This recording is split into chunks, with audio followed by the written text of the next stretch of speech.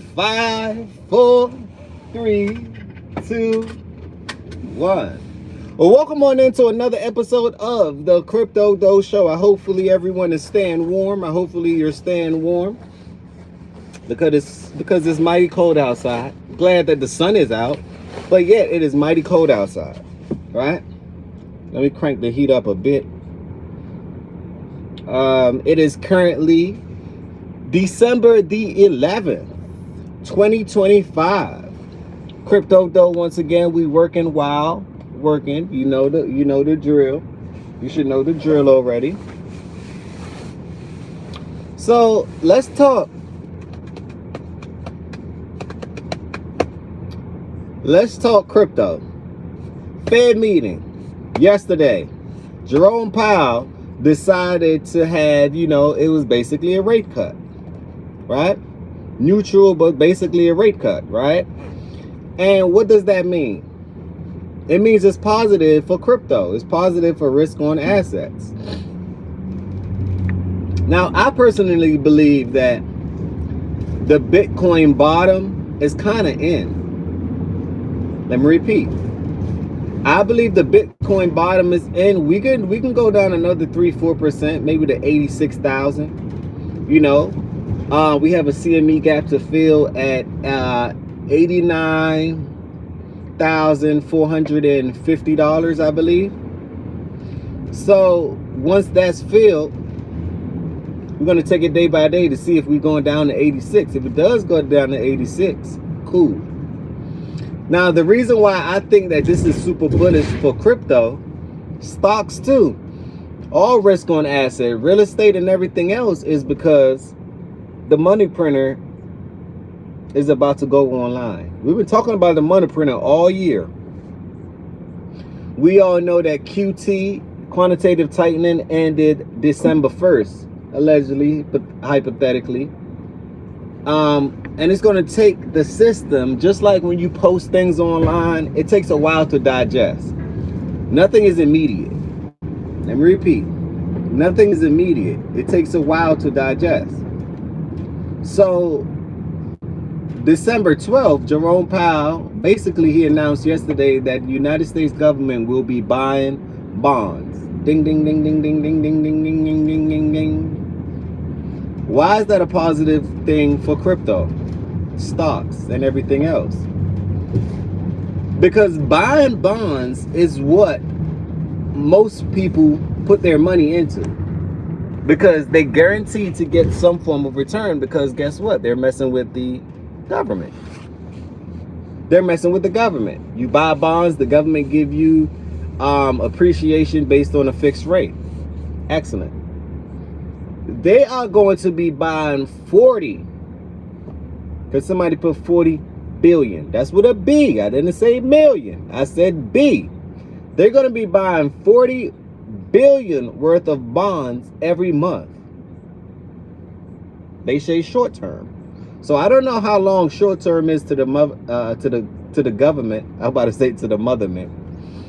To the government, anything short term, to me, short term is, it could be 6 months, it could be a year, it could be 2 years. I don't know what short term to the Federal Reserve. I really don't know what they consider short term, but I'm gonna go low. I'm gonna say 6 months, right? 6 months to a year. They're going to be buying every 12th of the month. The government basically will be stimulating the government. That's crazy how it goes. This is how society, this hints, one of the indicators that society is failing. The government is going to buy bonds from the government. That's why I like crypto so much. This is why I like blockchain so much, because I already see the writing is on the wall. Most people don't. The government is going to buy $40 billion worth of bond every 12th of the month for 6 months to a year, starting tomorrow, December 12th, which means that it is a form of quantitative easing, QE. which that's the era we're actually headed to. But if the government is going to buy full $40 billion of bonds, right?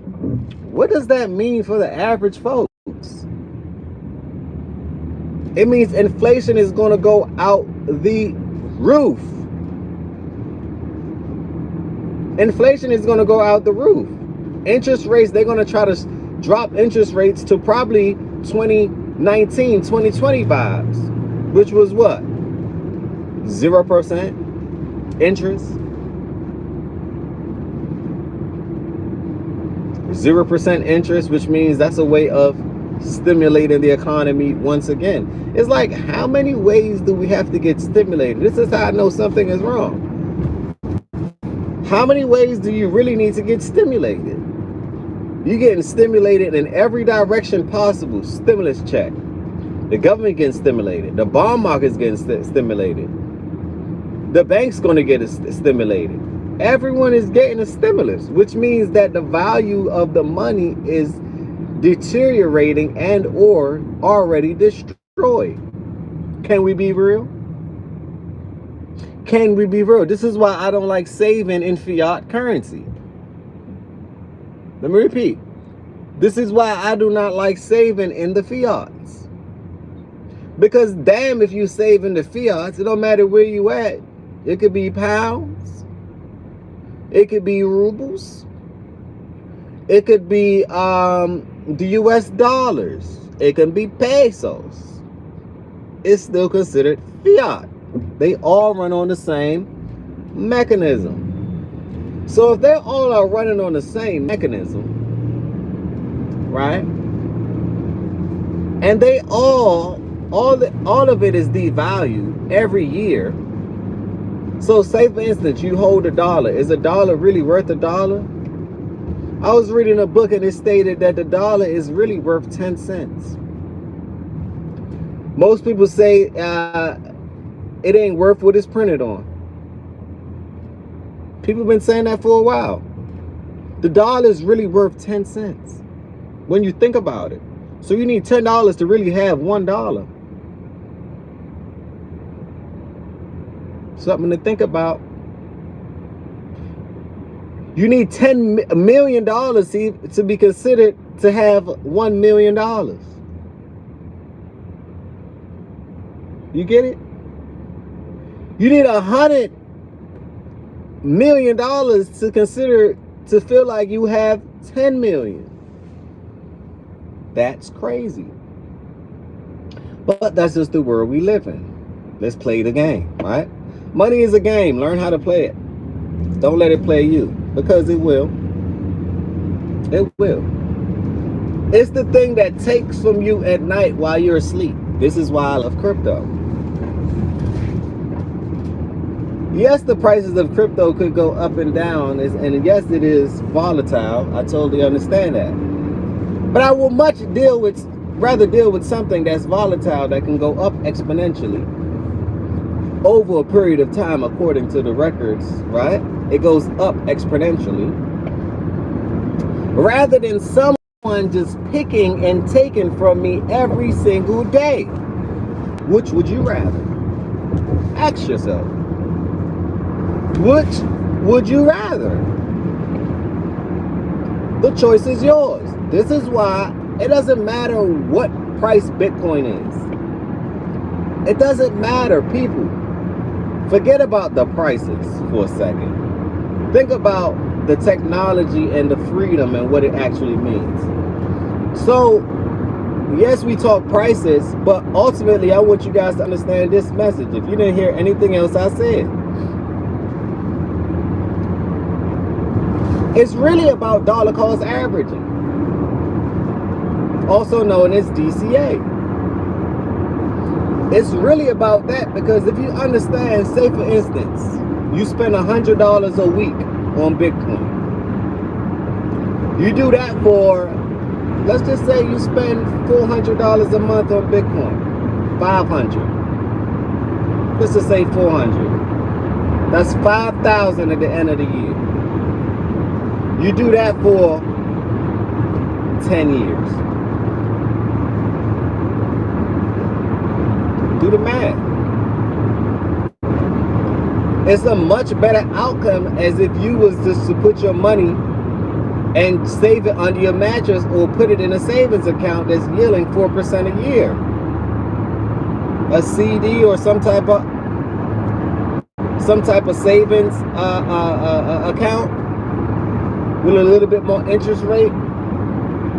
It'd be kind of wiser to actually buy Bitcoin. That financial advice. Every week, bi-weekly, or monthly. And consider that your savings. And just keep adding to it. If it goes up, so what? Add to it. At a certain point, you may not want to add, but every time it goes down, you should add into it. Every time it goes down, you should be adding to it. This is my strategy. This is why when Bitcoin was at 80,000, I bought. When Bitcoin was at 85,000, I bought. When Bitcoin was at 90,000, I bought. When Bitcoin goes down to 86, I'm buying. If it ever goes down to 74, I'm buying. So it really doesn't matter. Now, the short-term thinkers may see, hey, it's a problem because we're not getting massive gains and this is that. You're playing the wrong game. I would much rather do that with altcoins because it's lower liquidity. I mean, it's low. It takes lower liquidity to move the altcoin market than to do Bitcoin. Bitcoin is trillions of dollars. 2.3. How many trillions is it? So think about it. Your money can be well spent elsewhere, but dollar cost averaging is the key to me for Bitcoin. This is why I don't worry about the price. Pick your projects. Pick the XRP. Stuff like that. Slowly start buying. Dollar cost average. XRP is $2. In the next 15 years, XRP could be $500 to $1,000. Think about it, how far that is from $2. People don't think like that. They want immediate satisfaction. They want an immediate reaction. They want everything immediate. Doesn't work like that. Nothing really comes at the snap of a finger. Nothing. You got to understand, and people think that being wealthy and riches it's an overnight scenario. It is not an overnight scenario. It's something that you have to consistently do, brick by brick by brick, piece by piece by piece, being disciplined, advancing, learning and keep learning. It's something that you have to keep working on every day. It's like life. It's something that happens every day to you. What are you going to do with it? The definition of life. You know, are you going to complain? Or are you going to fix your problems, elevate, and then give back? The choice is ultimately yours. So, like I say, Bitcoin currently, we dumped after the Fed meeting, which I already told you guys that we will, according to statistics. This is why I don't buy around that time, because it could pump and it can dump right back. It pumped into the Fed meeting and then dumped right after. So it took money from the longs and the shorts. Boom. Kept my money out of it. After the water settles, give it a couple of days for it to settle. And then we can see, I think that the market is bottoming out. If you honestly ask me, Bitcoin is going to 150 minimum now. Bitcoin is going to 150,000 minimum now. Why? The money machines. The money machines has been activated. Let me repeat. The money machines, the moolah machines, the dineros has been activated. You get it? You get it.